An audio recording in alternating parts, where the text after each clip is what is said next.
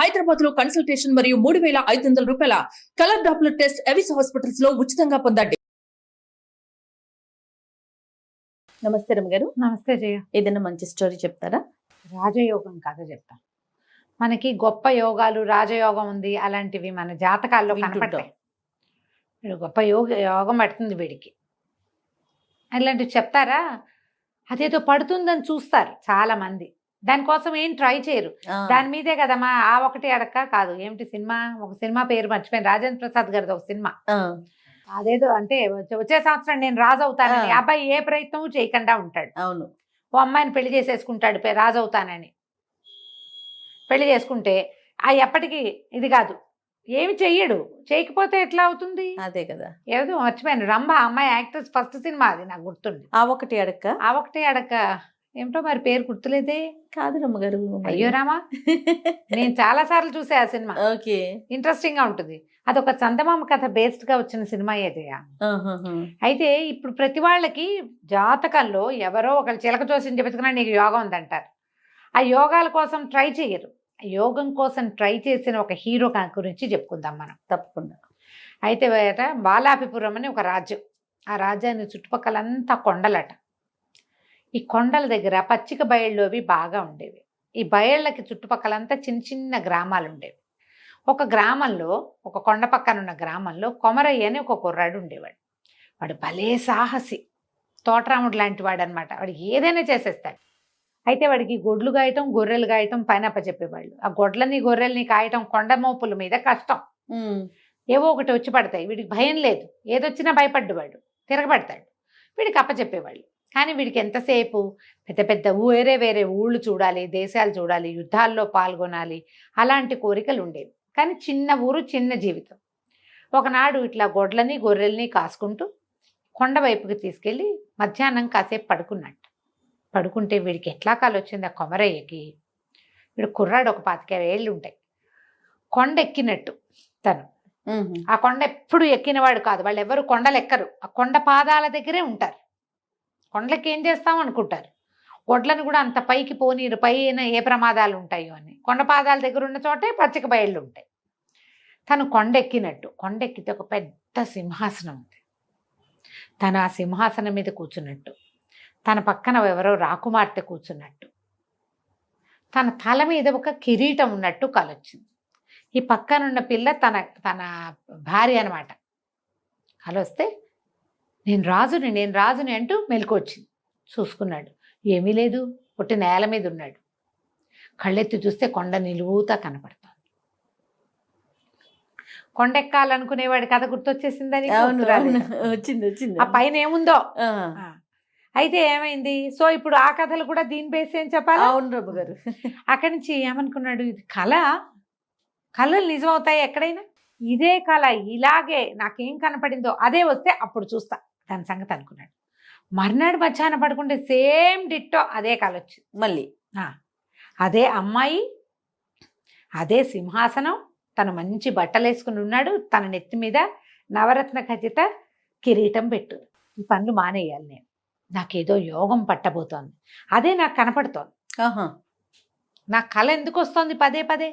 నన్ను ఏదో చేయమని కాదు, అదేమిటో నేను చేస్తానని ఈ గొడ్లని గొర్రెల్ని ఎవరికి వాళ్ళకి అప్పచెప్పేశాడు. నేను వేరే ఊరు వెళ్తున్నా, ఇప్పట్లో రా, రేపొద్దున బాలాపిపురానికి రాజు అవుతానేమో నేను. అదే ఇది దాని సంకేతమే ఇదని నమ్మాడు.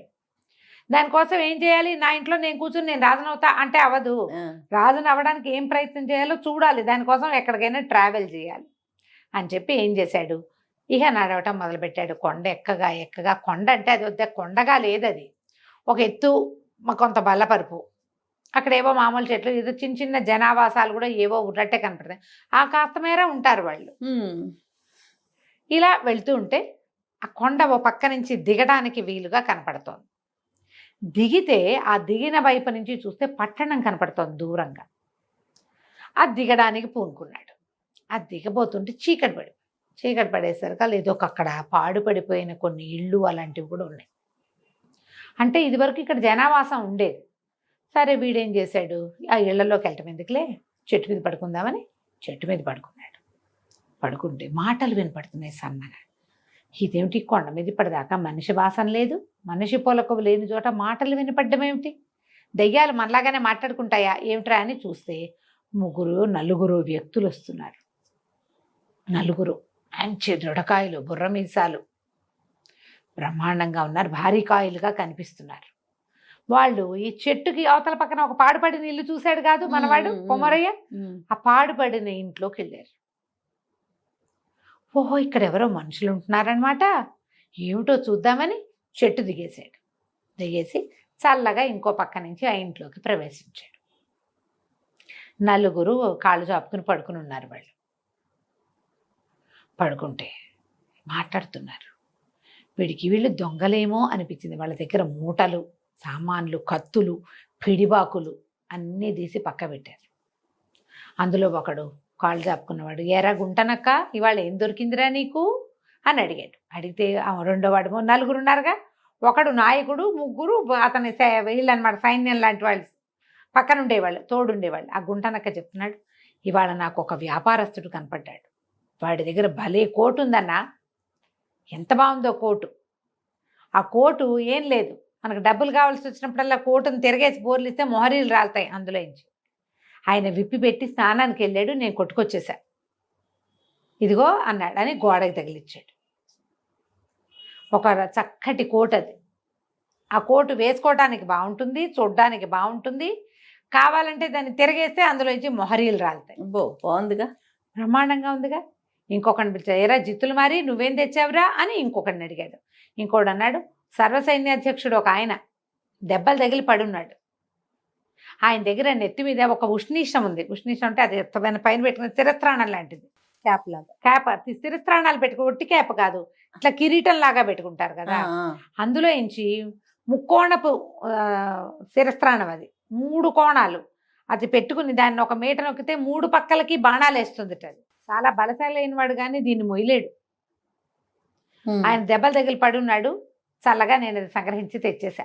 ముక్కోణపు శిరస్త్రాణము, 3 పక్కలకి బాణాలు వేస్తుంది, బాగుందే, సరే ఇదిగో అని చూపించాడు. ఇక మూడో వాడిని అడుగుతున్నాడు, ఎరా మోసగారి నువ్వేం తెచ్చావురా అని అడిగితే మూడో వాడు చెప్తున్నాడు, ఇవాళ ఒక కత్తి దొరికిందన్నా.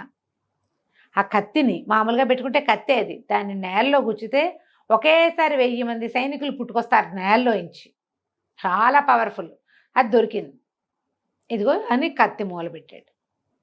మంచివి తెచ్చారా, ఇక వీటిని అమ్మే ప్రయత్నం చేసుకుందామని ఎవరి దారిన వాళ్ళు ఒళ్ళు విరుచుకున్నారు, చల్లగా పడుకుని నిద్రపోయారు. ఆ కొండంతా ఎక్కారా, భారీ మనుషులు, నిద్ర పడితే ఒక రకంగా మెలకు వస్తుందా వాళ్ళకి. వీడేం చేశాడు, వీళ్ళు దొంగలు, 3 రకాల వస్తువులు తెచ్చారు, సామాన్యులు కాదు.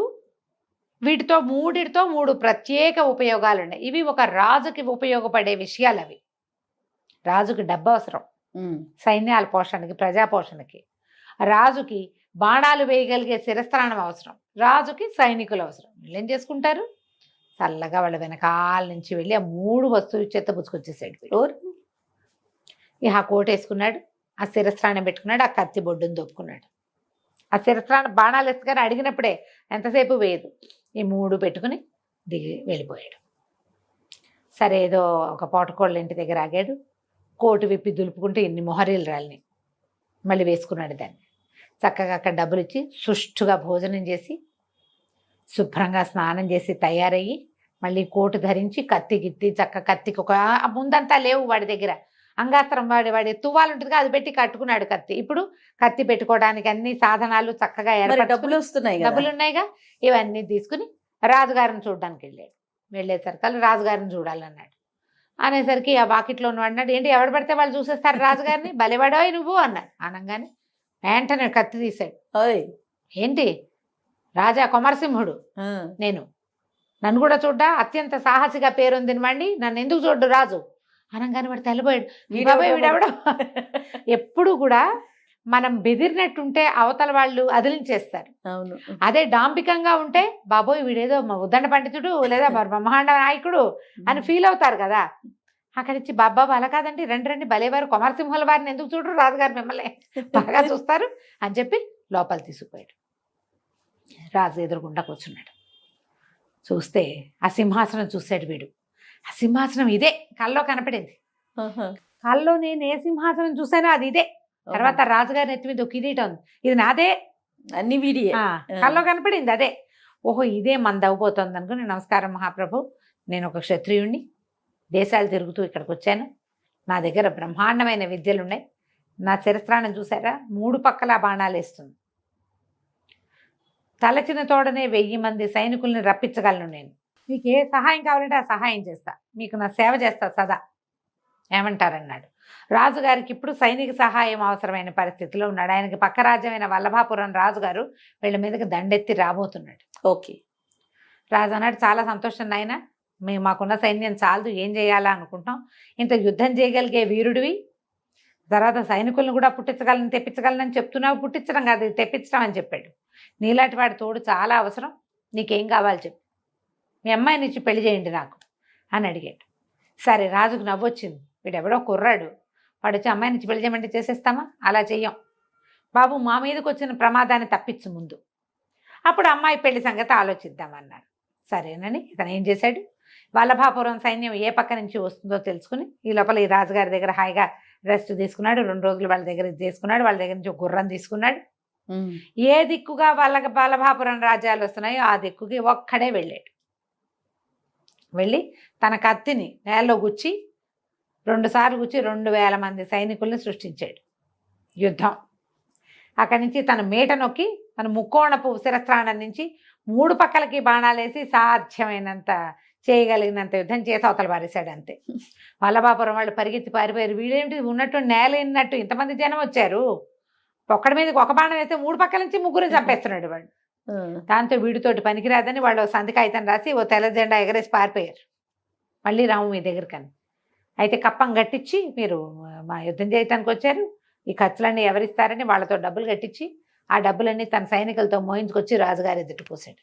రాజు ఆశ్చర్యపోయాడు. ఆయన కొంతమంది చారులను పంపించి తెలుసుకున్నాడు, వల్లభాపురం వాళ్ళు జన్మలో రారు ఇంకా, పైగా వాడు ప్రచారం చేస్తాడు, వీడి దగ్గరికి వెళ్తే ఇక్కడ ఎవడో ఒకడు ఉన్నాడు బ్రహ్మాండ నాయకుడు, వీడు మామూలు వాడు కాదు, 3 పక్కల బాణాలు వేస్తాడు, ఇవన్నీ చెప్పుకుంటారు కదా, దాంతో ఇంకెవరు రారు. దాంతో రాజుగారు చాలా సంతోషించాడు. భలేవాడు నాయన, నువ్వు చాలా గొప్పవాడివి, మా అమ్మాయి నుంచి పెళ్లి చేస్తానని అమ్మాయిని రప్పిస్తే వీడు కల్లో చూసింది ఈ అమ్మాయిని. ఓహో ఇదే ఆ అమ్మాయి అని సంతోషించాడు. రాజుగారు ఇంకా వీడి కులం లేదు గోత్రం లేదు, నేను క్షత్రియుడిని అన్నాడు, యుద్ధం చేస్తాడు చాలు, అంతే. అప్పటికి 11వ రోజున ముహూర్తం చూసి చక్కగా పెళ్లి చేసేశారు. తన కిరీటం తీసి అల్లుండి ఎత్తి మీద పెట్టాడు. వాడు కల్లో చూసిన సింహాసనము కిరీటము అమ్మాయి 3 కుదిరినాయి వాడికి. హాయిగా రాజ్యం చేసుకున్నాడు. ఆ రాజ్యానికి చుట్టుపక్కల ఎక్కడి నుంచి ఏ ప్రమాదము రాలా అతను ఉన్నంత కాలం. కాదు కంచికి మనం ఇంటికి ఇలా జరిగితే ఎంత బాగుంటుంది కాదు జయ. యోగం ఉందని చెప్తే దానికోసం ప్రయత్నం చేసి సక్సెస్ అయిన వాళ్ళు కోకొల్లలు ఉంటారు. ప్రయత్నశీలుడు ప్రయత్నం చేసి వీడు వచ్చాడు, కనీసం అంతే వెళ్ళాలిగా, మాకు యోగం ఉందని ఎప్పుడో వస్తుందని అదే వచ్చిద్దని అది వస్తుందని కూర్చోకూడదు. నువ్వు ఒక 4 అడుగులు ముందుకేస్తే అది 10 అడుగులు ముందుకేస్తుంది. ఏ అడుగు వేయకపోతే అది కూడా వేయదు. అదే కదా రమ్మగారి యోగం అంటే, మనం 4 అడుగులు వెయ్యాలి, అసలు వెయ్యాలి. మనం ప్రయత్నం చేస్తే అప్పుడు యోగిస్తుంది మనకి. కాబట్టి మీకు జాతకాల్లో ఆ యోగం ఈ యోగం బుధాదిత్య యోగాలు అవి ఉంటే వాటికి ఏం వస్తుందో కనుక్కుని ఏం చేయాలో తెలుసుకుని ఆ పని చేయండి నాయన, దేశం ప్రగతి పథంలో పయనిస్తుంది అప్పుడు. తప్పకుండా. నమస్తే. నమస్తే.